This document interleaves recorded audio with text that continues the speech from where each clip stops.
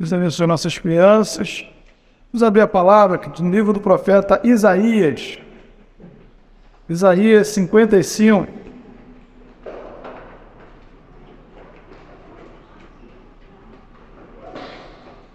Nós estamos iniciando exatamente nesse domingo uma nova série de mensagens que tem por tema a fé e a esperança apesar das circunstâncias. Então, nesta série nós vamos estar expondo os textos do livro do profeta Isaías. Então, hoje, Isaías 55, a partir do verso 1, a palavra de Deus ela diz assim: todos vós, os que tendes sede, vinde às águas, e vós, os que não tendes dinheiro, vinde, comprai e comei. Sim, vinde e comprai, sem dinheiro e sem preço, vinho e leite.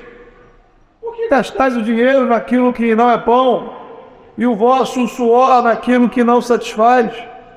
Ouvi-me atentamente, comei o que é bom, e vos deleitareis com finos manjares. Inclinai os ouvidos, e vinde a mim. Ouvi, e a vossa alma viverá, porque convosco farei uma aliança perpétua, que consiste nas fiéis misericórdias prometidas a Davi. Eis que eu dei por testemunho aos povos, como príncipe e governador dos povos. Eis que chamarás a uma nação que não conheces, e uma nação que nunca te conheceu, correrá para junto de ti, por amor do Senhor teu Deus, do Santo de Israel, porque este te glorificou. Buscai o Senhor enquanto se pode achar, e invocai-o enquanto está perto.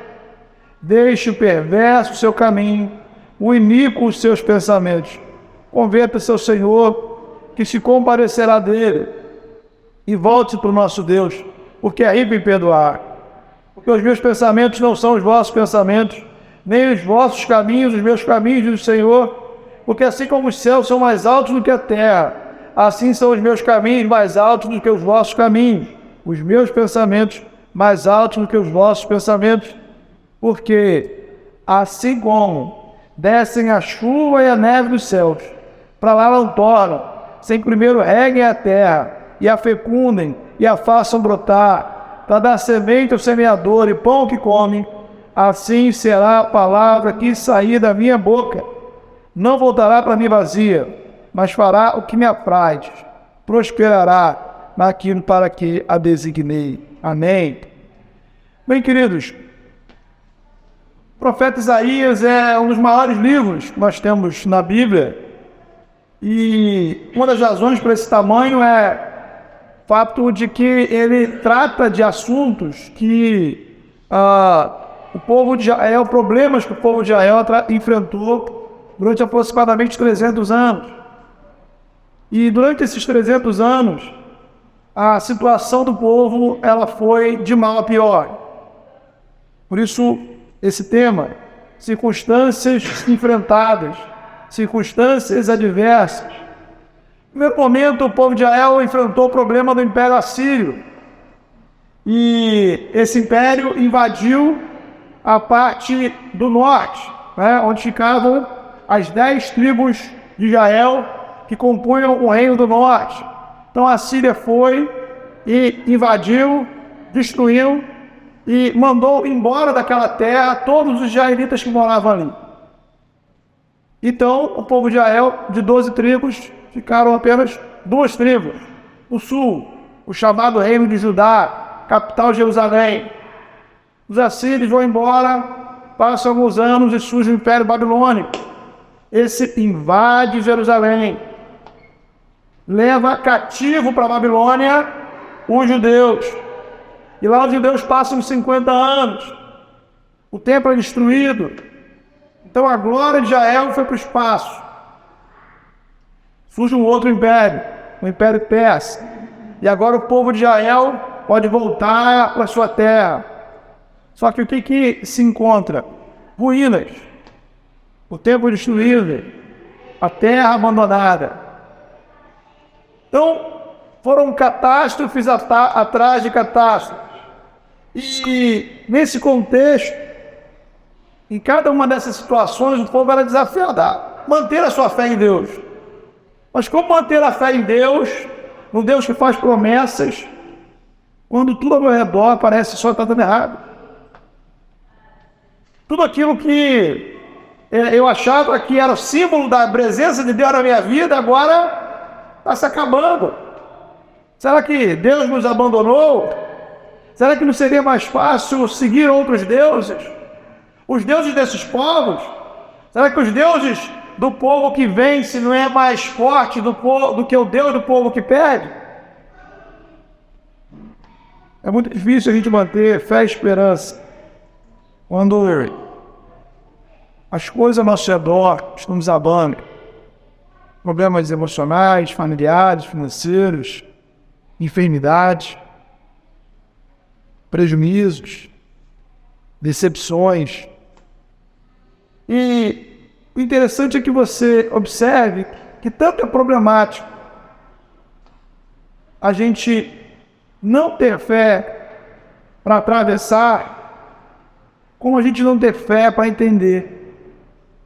Nós precisamos da fé não só para se manter firme nas circunstâncias, mas mesmo para compreendê-las, para discerni-las, para entender o propósito, como hoje, né? É uma circunstância diversa. Como nós encaramos isso? Não basta simplesmente a gente atravessar, suportar. Como é que a gente interpreta tudo isso? Que a fé, a nossa fé nos ensina sobre esse momento que estamos vivendo? E justamente a situação de Israel piorou porque eles não entendiam que a raiz do seu problema era espiritual. Então, uma coisa que você precisa guardar no seu coração: sem uma fé calibrada no Evangelho, você nem atravessa o deserto, nem compreende o que está acontecendo com você. Então você não passa pela provação, nem tampouco compreende o porquê da provação. A fé diz respeito a esse entendimento, esse discernimento. Seja o que for que estiver acontecendo com você, meu irmão, minha irmã, é em Jesus, é a fé nele, é a fé em Cristo, a fé no Evangelho, que vai te dar as condições espirituais de você atravessar e o correto discernimento do que está acontecendo. A fé me dá esperança, a esperança me dá motivação. E apesar das circunstâncias, dessas circunstâncias, não temos energia elétrica, mas eu vim para cá hoje motivado, alegre. Eu tenho esperança, porque a minha esperança está em Deus. E esse Deus não depende de circunstâncias para realizar a sua obra. Então a fé em Deus me dá esperança. A esperança me dá motivação de servi-lo apesar das adversidades. Isso então me leva à ação. E a gente chega nesse capítulo. Temos aí convites do Senhor, né? Desafios. Note a repetição do verbo vir. No versículo 1. Vinde às águas, venham, comprem, sem dinheiro, sem preço. Então é um grande convite para que o povo venha. Venha ou vá ao encontro do Senhor. Lá no primeiro capítulo de Isaías, está no 55, no primeiro capítulo, esse convite já estava lá. O Senhor falava: venham, vamos conversar, vamos refletir juntos sobre o que está acontecendo com vocês.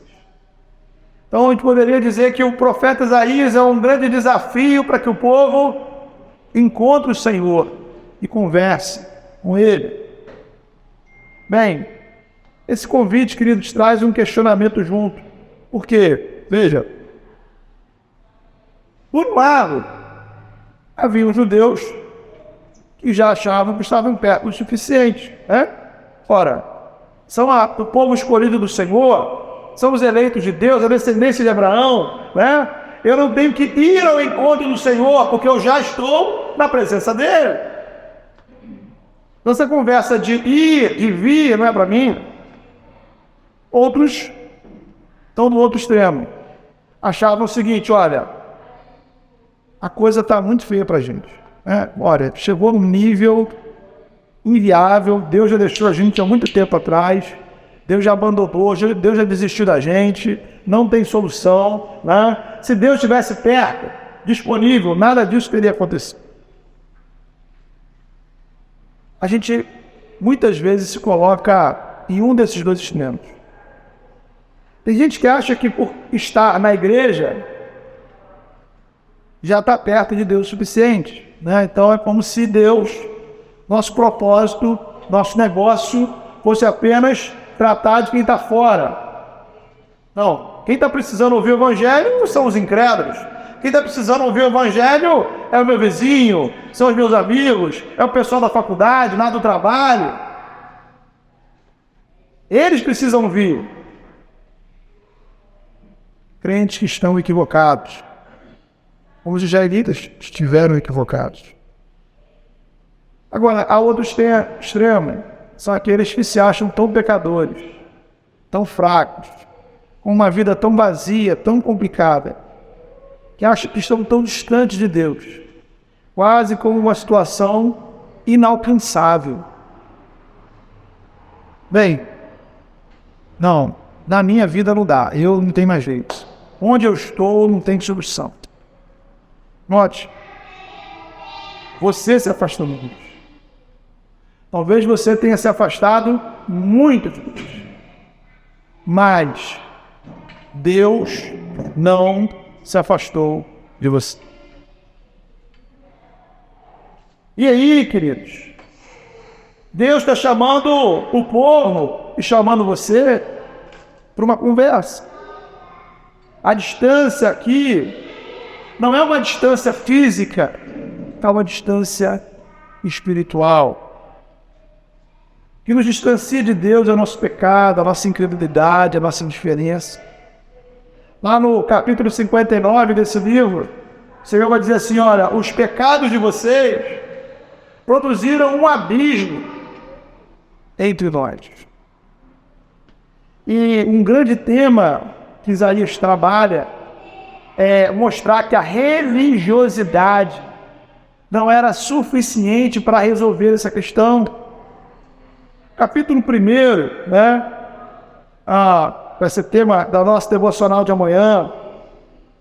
É talvez um dos capítulos mais escandalosos da Bíblia. E se você já atentou para a leitura do capítulo 1 de Isaías, o Senhor diz coisas do tipo: olha, eu não suporto as festas de vocês. Eu simplesmente odeio os sacrifícios que vocês me apresentam. Quem pediu para vocês aparecerem aqui? As orações de vocês, eu não as ouço. Tornaram-se um fardo.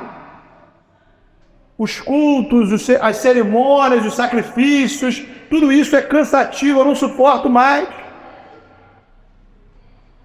Deus se diz cansado. Olha que coisa interessante, gente, porque imagine você faz aí uma viagem no tempo, vai parar lá em Jerusalém, 2.500 anos atrás, 2.600 anos atrás, e você passa lá no templo, e o templo está fervilhando de gente. E você vê gente lá entrando e saindo, fazendo fila, e festas incríveis, e pessoas com mãos levantadas, e fazendo orações, e filas para sacrifícios serem apresentados, os levitas e sacerdotes trabalhando alucinadamente. Então, você poderia se, poxa, caramba, esse povo está buscando o Senhor de verdade. Esse povo está aí, buscando o Senhor com intensidade. E Deus olha para aquilo. E Deus fala: eu não suporto nada disso. Não aguento mais isso. Não é isso que eu quero de vocês. Imagine que isso pode ter a ver com a nossa realidade como igreja. Pode ter a ver com aquilo que a gente pratica enquanto cristãos. Essa mensagem de Isaías, irmãos, é uma mensagem que a gente vai encontrar em todos os profetas do Antigo Testamento. Nós temos 17 livros proféticos no Antigo Testamento. O Deus que se revela em Israel, o Deus que se apresenta para a gente em Jesus, ele se interessa primeiro no adorador, mas depois olhar para a adoração. Essa é uma distinção muito importante. Você é mais importante para Deus do que aquilo que você apresenta para Ele. Jesus vai dizer lá para a mulher samaritana: Deus está à procura de verdadeiros adoradores. Adoradores, veja, Deus está procurando. Olha que interessante. Deus, já parou para pensar nisso? Deus está procurando. Será que ele está achando? Na prática, quando você canta, antes da música, Deus ouve o seu coração. Quando você ora, antes das suas palavras, Deus escuta o seu coração. Quando você dedica o seu dízimo, antes do dinheiro, Deus olha para o seu coração. Quando você serve na igreja, antes de olhar para a qualidade do seu serviço, Deus olha para o seu coração. Deus olha para dentro de você.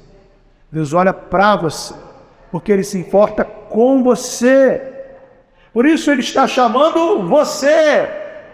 Por isso Ele está me chamando. Porque Ele nos quer. Deus não se ilude, não se engana com presentes e oferendas. Deus não se impressiona com rituais e ofertas grandiosas. Ele nos chama a uma vida de relacionamento e obediência que envolve toda a nossa vida. Foi o que já o profeta Samuel disse para Saul: obedecer é melhor do que sacrificar. Ou você pode inverter isso para perceber o seguinte: sacrifícios não me isentam de obediência. Sacrifícios não conseguem mascarar a minha desobediência. Sacrifícios não compensam a Deus a minha rebelião, incredulidade, um coração endurecido. O Evangelho precisa moldar nosso caráter. Tema também importante de Isaías é que por que Deus estava indignado com toda a religiosidade do povo? É que o relacionamento deles com Deus era restrito àquele espaço do templo. Então a vida deles, o cotidiano deles, era completamente alheio à vontade de Deus. Nosso padrão ético não pode ser o senso comum. Nosso padrão moral não pode ser o que está todo mundo fazendo. A minha referência, meu parâmetro não são as regras da minha empresa, não é o código de ética da minha profissão, não é o regulamento da faculdade, da escola. Eu preciso ir além do que as leis exigem.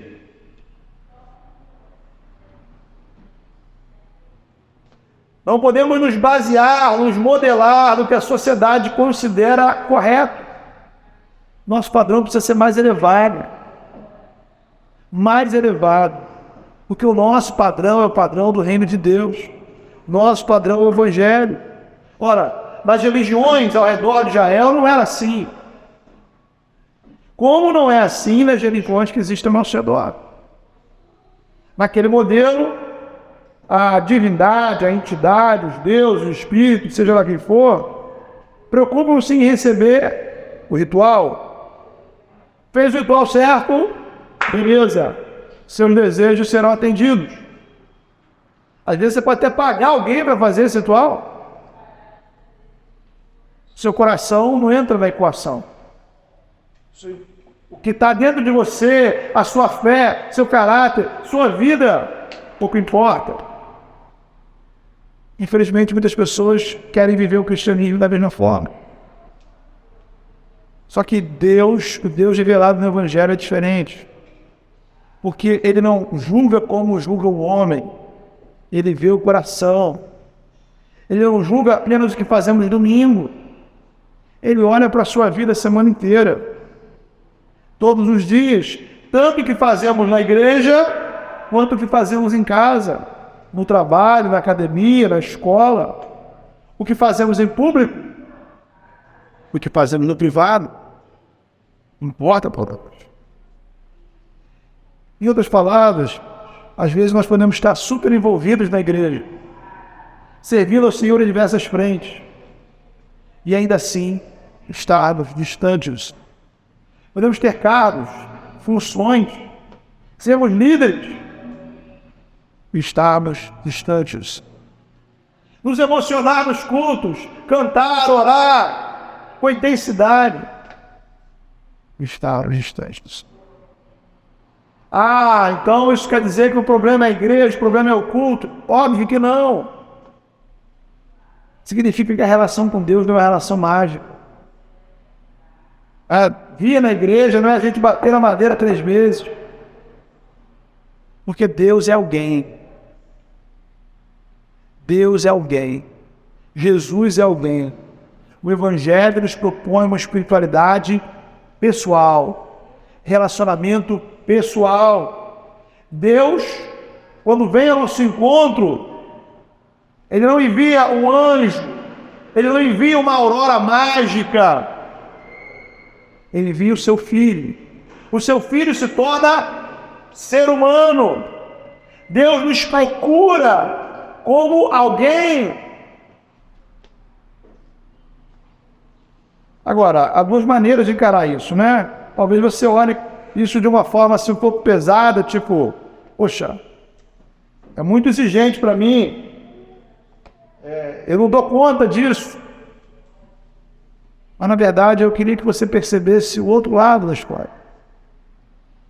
É absolutamente positivo lidarmos com Deus que se importa com você. Por quê? Ele não te chama para você dar aí. Ele não te chama para receber.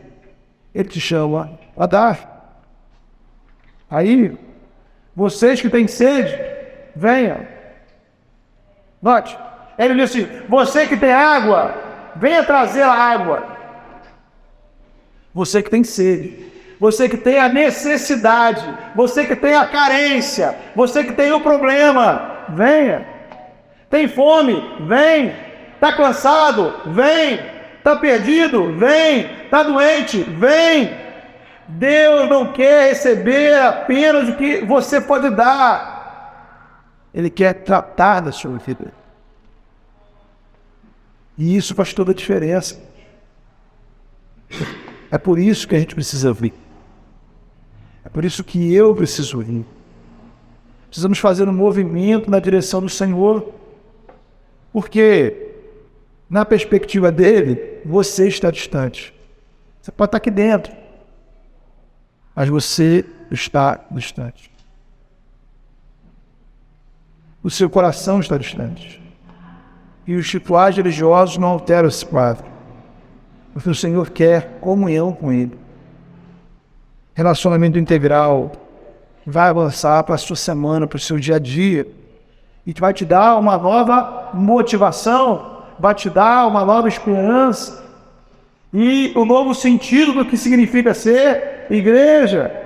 Note, o convite é direcionado a todos, não importa onde você esteja do ponto de vista espiritual.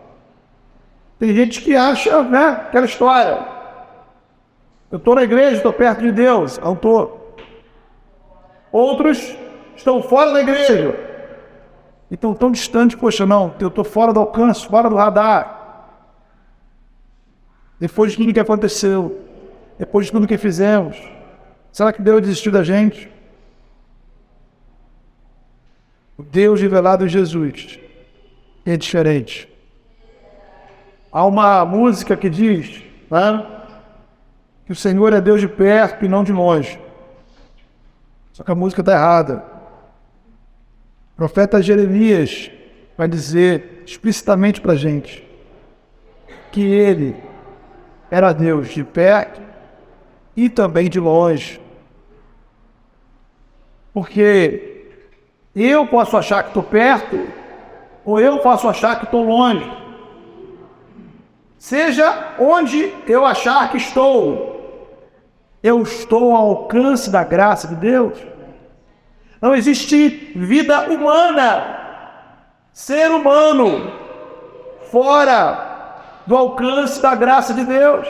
Não existe condição ou realidade humana que Deus não possa intervir, mesmo quando a nossa vida está numa completa confusão. Mesmo que as pessoas orem e pensem, olha, isso é impossível. Ainda assim, o Senhor nos chama a vir ao seu encontro. Ele quer ser encontrado. Versículo 6. Busquem o Senhor enquanto se pode achá-lo.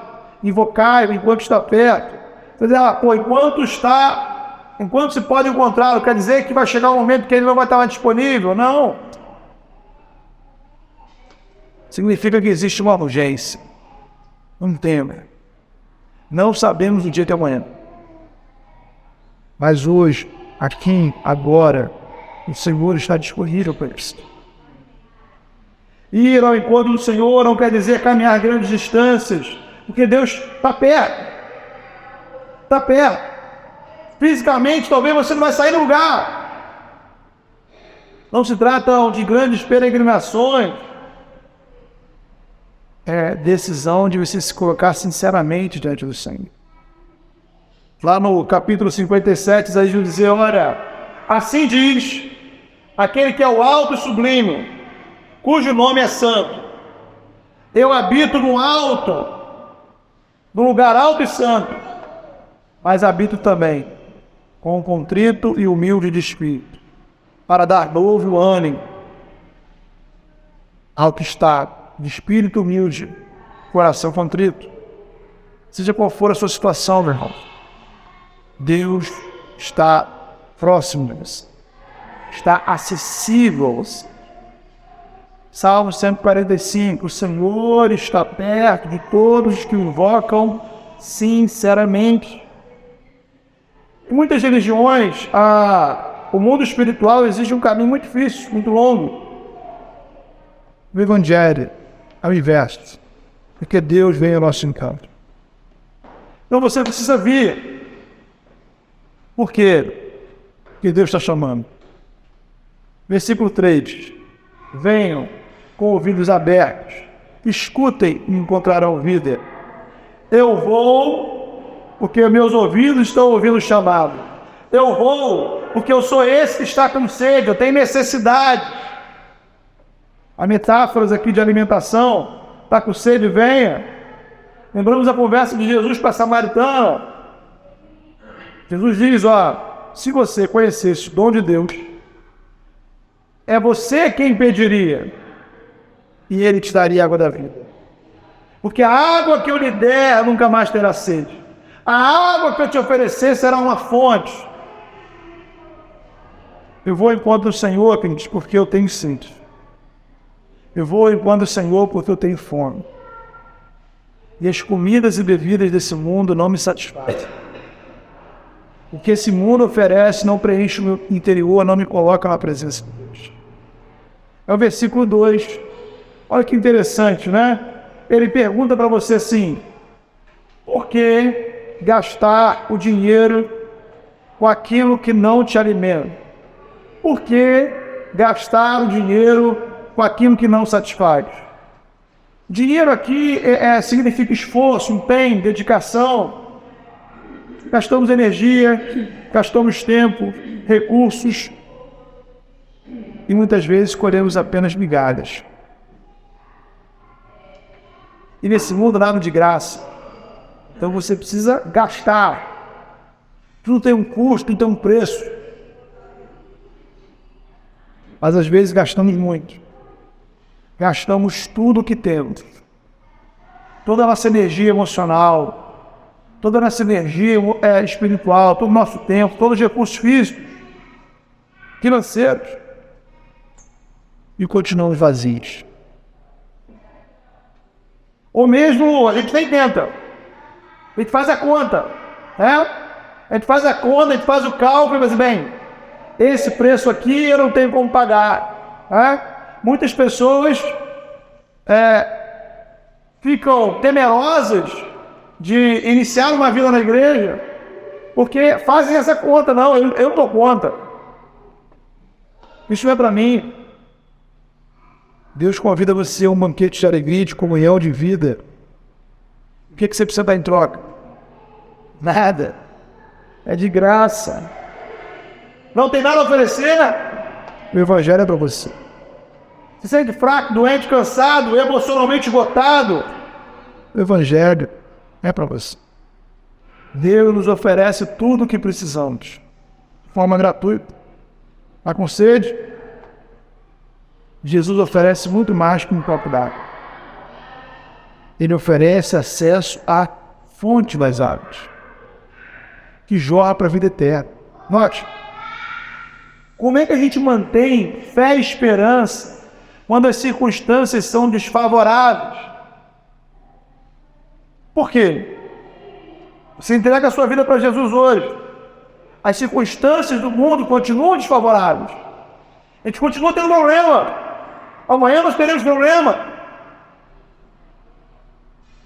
Isto é, o Evangelho não impede que você tenha sede, no sentido de ter necessidade, porque você vive num mundo pecaminoso, por você é pecador. Mas o Evangelho permite acesso permanente, ilimitado, à fonte das águas, a água da vida. Sempre tem água para você em Cristo Jesus. Eu tenho sede, mas eu tenho água. O Senhor convida e eu vou, porque Ele está chamando, porque a minha alma tem sede, porque eu preciso do perdão. Versículo 7, volte para o nosso Deus, porque Ele é rico em perdoar. Então, o pecado me afasta de Deus, o pecado me distancia dele. Por isso o perdão é necessário. A certeza do perdão é a base para que eu tenha fé, esperança em Jesus. Há perdão pleno para a minha vida. Porque eu preciso mudar de vida. Eu preciso mudar de caminhos. Versículo 8. Os meus pensamentos não são os vossos. Os meus caminhos não são os de vocês. Os pensamentos do Senhor são mais altos, os caminhos do Senhor são mais altos. O Evangelho nos desafia uma mudança de pensamentos e caminhos. Eu vou porque eu quero, porque eu preciso viver algo novo na minha vida. Novos pensamentos, nova mentalidade, novos caminhos. E eu queria terminar, queridos, com algo que Deus falou ao meu coração exatamente essa manhã, quando orava de manhã. Está aí no versículo 10 e 11. Parte final do nosso texto. Há uma comparação aqui. O Senhor compara a questão da palavra que sai da sua boca. E a gente olha para esse texto com essa comparação e a gente tende a pensar que a comparação é só com a semente. Mas você nota que a comparação ela é ampla, porque assim como descem a chuva e a neve dos céus, e para lá não torna, sem que primeiro, veja aí, reguem a terra, e a fecundem, e a façam brotar, para dar semente. Assim é a palavra que sai da minha boca. Então, a obra da palavra é a obra que chega na terra como chuva, que rega, que fecunda, que faz brotar. Não se trata de resultados imediatos, É um processo. Mas a palavra de Deus rega a terra do nosso coração. A palavra de Deus, a exposição à palavra de Deus, vai tornando fértil o solo no nosso coração. Na dinâmica da agricultura, existem solos férteis e inférteis. Mas o solo infértil, ele pode se tornar fértil. Ele pode se tornar apto a ser cultivado. Há um processo. E esse é o processo da palavra de Deus na nossa vida. Eu pergunto para você, o que está brotando dentro de você? O que o Senhor tem feito brotar no seu coração? Sabe? E pela manhã eu pensando, olhando para dentro de mim e fazendo uma autoavaliação.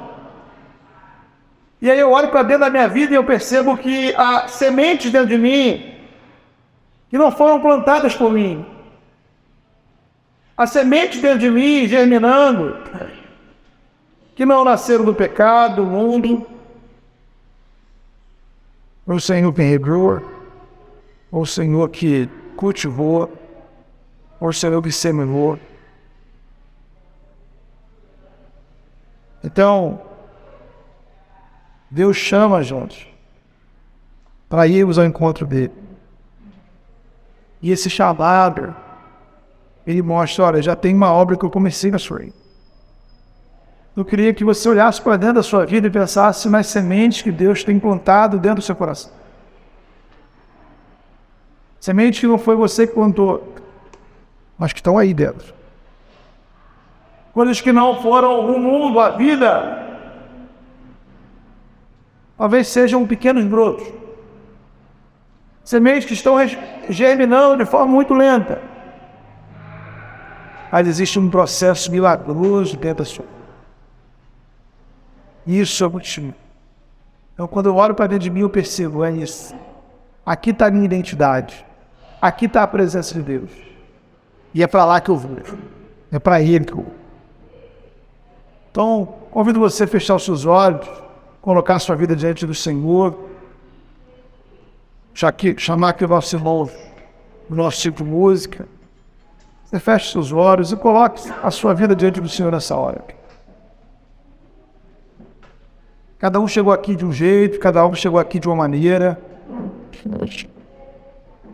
Eu não sei se você se sente perto, eu não sei se você se sente longe, eu não sei se você se sente fora do alcance. Há momentos que a gente olha para a nossa vida e não vê nada. Mas existe um Deus que é pro chão. Há um Deus que é você.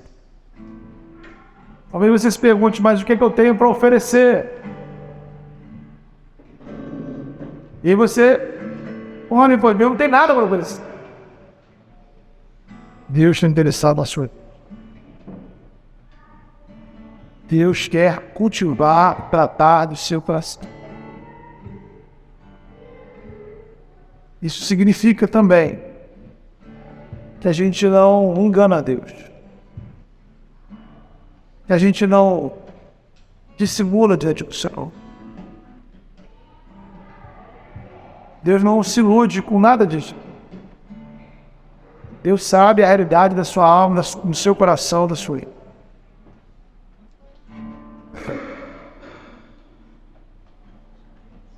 Pare com você.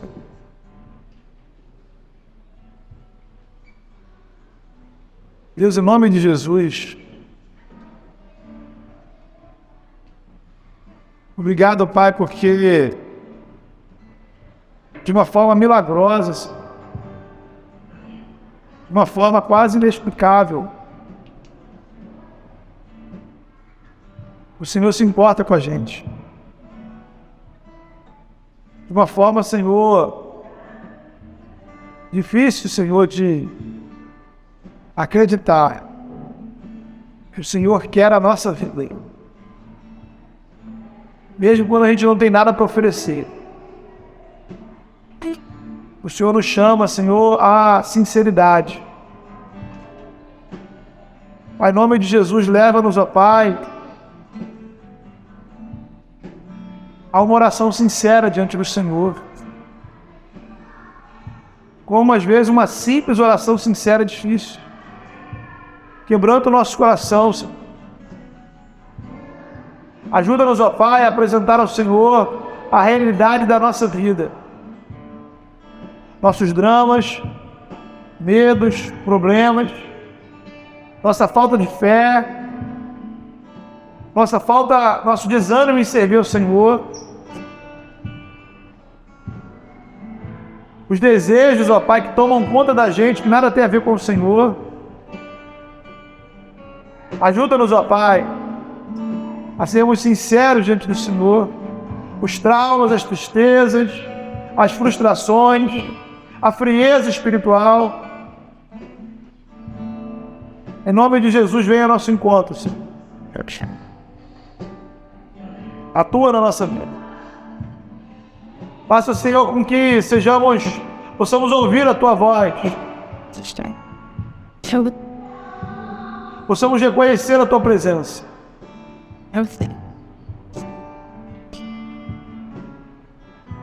Vem, Senhor, com a Tua palavra, regar o nosso coração. Vem com a Tua palavra, Senhor, fecundar, tornar fecundo, ó Pai, espiritualmente o nosso coração. Vem semear nas nossas vidas, ó Pai.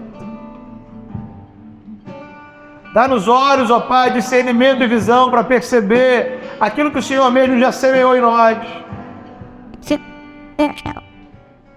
Porque o Senhor é Deus que está perto da gente, que se aproxima da gente.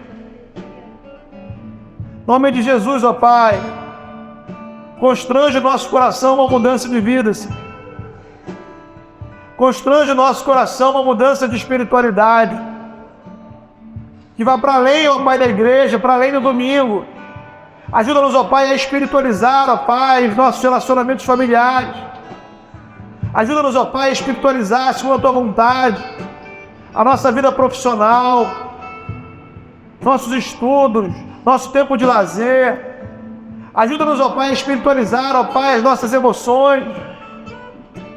Ajuda-nos, ó Pai, a levar a Tua presença, Senhor, as nossas decisões, nossas escolhas, nossos projetos, nossos sonhos. Ó Pai, leva-nos, ó Pai, a uma mudança de mentalidade, uma mudança de caminhos, ó Pai. Se em nós há pensamentos que não correspondem aos Teus pensamentos,